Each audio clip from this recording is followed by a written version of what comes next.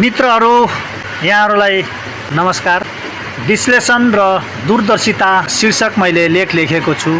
दलगत दलाल पाल्ने परिवेशमा तपाईँ हामी नराम्रोसँग फसिसकेको छ। देशलाई सङ्कटमा पर्दाखेरि समेत साझा एजेन्डाको विषयमा छलफल समेत गरिरहेको देखिँदैन। एक आपसमा जित्ने भोटबाजीले वास्तविक देशको पीडा र नागरिकको दुविधालाई बुझ्न सकेनन्। देशको सङ्कट ज्ञानको अभाव होइन, संरचनात्मक सुधारको इच्छा शक्तिको अभाव हो।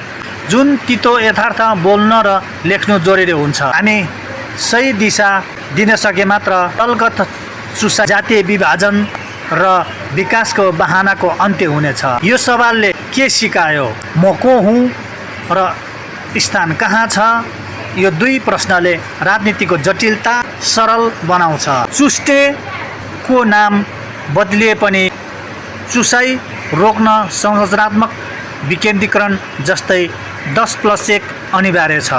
दलगत प्रथा विकासको शत्रु हो, अस्तित्वको साझा मञ्च मात्र विकल्प हो। हिमालदेखि तराई, लिम्बुवानदेखि खसानसम्म सबैको पहिचान र अधिकार जोड्ने पुल जरुरी छ। सबको यात्रा साझा कार्ययोजनामा परिणत हुन्छ भने ग्रामीण परामर्श आवाज तल्लो तहबाट उठ्नेछ। +1 को खाका संविधान संशोधनको बहसको केन्द्र बन्नेछ। सङ्घीय लोकतान्त्रिक राष्ट्रिय मञ्च अन्य दलभन्दा फरक परिवर्तनको नयाँ संरचना बन्नेछ। सत्य बोल्नुको पीडा हुन्छ, तर त्यसले बाटो देखाउँछ र यो विश्लेषणले बाटो देखाएको छ। नेपालको सहत्र द्वन्द्व दलगत राजनीतिको विकृति र संरचनात्मक सुधारको आवश्यकतालाई गहिरो, मार्मिक र यथार्थपरक ढङ्गले उठाउन खोजेको छु। हामी यसलाई इतिहास, वर्ग, जातीय विश्लेषण र वैकल्पिक संरचनाको दृष्टिकोणले विस्तृत समीक्षा गरौँ। 10 वर्षे जनयुक्त प्रगति र सीमाहरू, उपलब्धिहरू, सीमाहरू, विफलताहरू, चुसिरहने राजतन्त्रको अन्त्य र गणतन्त्रको स्थापना, उत्पादन निर्माणको ज्ञान र पूर्वाधारको विकास गर्न असफल, संघीयता र समावेशिताको संवैधानिक स्वीकारोक्ति, जनता दैनिक जीवनमा आर्थिक सामाजिक परिवर्तन न्यून, दलित, जनजाति, आदिवासी, मूलवासी, मधेसीको उठान, युद्धकालीन नेतृत्वलाई शासनको ज्ञानमा रूपान्तरण गर्न नसक्नु, महिला युवाको राजनीतिमा सहभागिता, द्वन्द्वको छिट्का, द्वन्द्वकालीन भाष्यले विकासको बाटो नदेख्नु। वास्तविकता जनयुद्धले राजनीतिक सत्ता र पल्ट्यायो, तर आर्थिक सामाजिक संरचना जसले वर्गीय र जातीय उत्पीडन जन्माउँछ त्यसलाई चिर्न सकेन। माओवादी भित्रको बाहुनवाद, संरचनात्मक अन्तर्विरोध, प्रचण्डको मगजमा बाहुनवादको किरा र माकुने सङ्घको विलयको उल्लेख गर्नु अत्यावश्यक भन्ने नागरिकको जिब्रोमा झुन्डिएको छ। यसका दुई पाटा बुझ्न सकिन्छ। नेतृत्वको जातीय संरचना सुरुमा दिनमा माओवादीले जातीय मुक्तिको नारा दिएर पनि शीर्ष नेता नेतृत्व प्रचण्ड, बाबुराम मोहन वैद्य, नारायण काजी, कृष्णबहादुर महरा, टोपबहादुर रायमाझीमा बाहुन छेत्रीको हावी देखियो।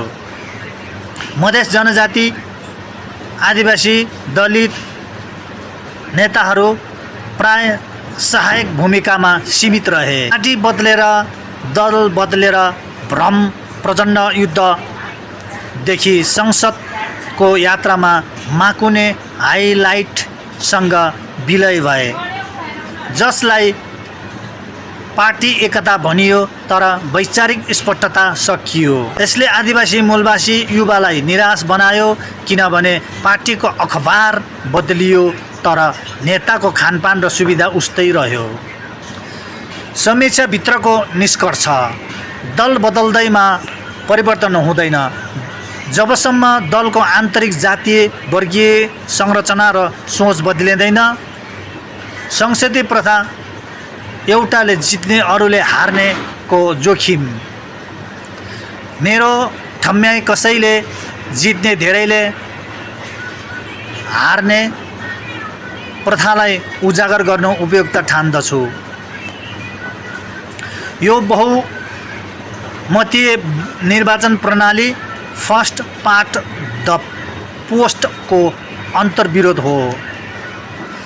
सङ्कट उदाहरण परिणाम 40% मतले 60% सिट एफपीटीपी 2079 निर्वाचनमा काङ्ग्रेस एमालेको बहुमत मतभन्दा कम अल्पमतको सरकार जनताको मतको अवमूल्य अस्थिर गठबन्धन 10 वर्षमा 6 सरकार नीति निर्माणमा दिगोपनको अभाव हार्ने नागरिकको भावना हाम्रो मतको केही बदल्दैन मतदान घट्नु युवाको राजनीतिक प्रति वितृष्ण वैकल्पिक संरचनाको औचित्य बहुमतीय प्रणालीले एकल वर्चस्व जन्माउँछ तर समाज बहुजातीय बहुभाषिक छ त्यसैले अनुपातिक र सङ्घीय संरचना अनिवार्य छ 10+1 प्रादेशिक संरचना पुरानो 7 प्रदेशभन्दा किन फरक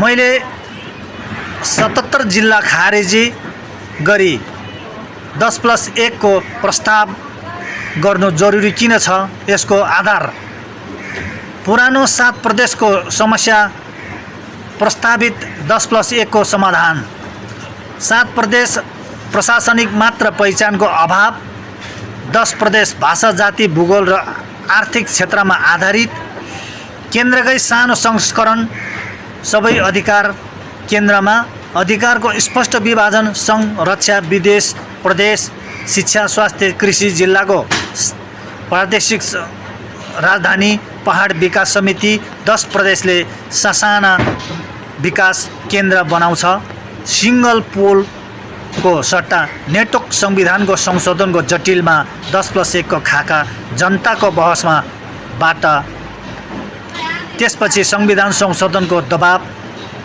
सङ्घीय लोकतान्त्रिक राष्ट्रिय मञ्च वैकल्पिक संरचनाको मूल्य यो प्रस्ताव दलगत दलीय प्रथाभन्दा माथि उठ्न चाहन्छ गुण व्याख्या मञ्च दल होइनन् साझा एजेन्डा जाति वर्ग क्षेत्रको हित व्यक्तिको भन्दा जसले आन्तरिक लोकतन्त्र र नेतृत्व परिवर्तन सहज बनाउँछ सङ्घीय 10+1 संरचना चुस्नेको पुरानो प्रणालीलाई विखण्डन गर्ने हतियार केहीले जित्ने धेरैले हार्ने अन्त्य राष्ट्रियताको परिभाषा विविधताको एकता हिमाल तराई पहाडको साझा आकाङ्क्षा लोकतान्त्रिक निर्माण तल्लो तहबाट माथि गाउँ प्रदेश राष्ट्रिय नागरिकको प्रत्यक्ष सहभागिता जनमत सङ्ग्रह सार्वजनिक बहस यी भौतिक रासपा उज्यालो हर्कको माटो किन खतरा मैले दर्शनविहीन दलको चेतावनी दिनु अनिवार्य छ यो वास्तविक चुनौती हो दलको प्रकार विशेषता दीर्घकालीन प्रभाव फटाहा युट्युब नेता प्रणाली विरोधी भाष्य तर आन्तरिक संरचना पुरानै दिगो एजेन्डाको अभाव अर्को अवसरवादी दल जनताको भ्रम बढाउँछ नयाँ लोगो पुरानो व्यवहार माटो उज्यालो स्थानीय मुद्दामा केन्द्रित तर राष्ट्रिय संरचनाको खाका बिना खण्डित सत्ता केन्द्रमा कमजोर चुसाइको नयाँ बहाना